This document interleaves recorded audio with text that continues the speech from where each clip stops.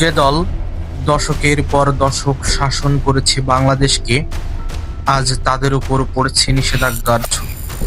হ্যাঁ, আপনি ঠিক শুনছেন, আওয়ামী লীগ নিষিদ্ধ। এবার ইতিহাস ঘুরে দাঁড়িয়েছে। এটা কি জনতার বিজয় নাকি ন্যায় বিচারের শুরু? 12ই মে 2025 বাংলাদেশের রাজনৈতিক ইতিহাসে চিরস্মরণীয় একদিন, যেদিন সরকার আওয়ামী লীগের সব রাজনৈতিক কার্যক্রম নিষিদ্ধ করে এবং নির্বাচন কমিশন স্থগিত করে দলটির নিবন্ধন।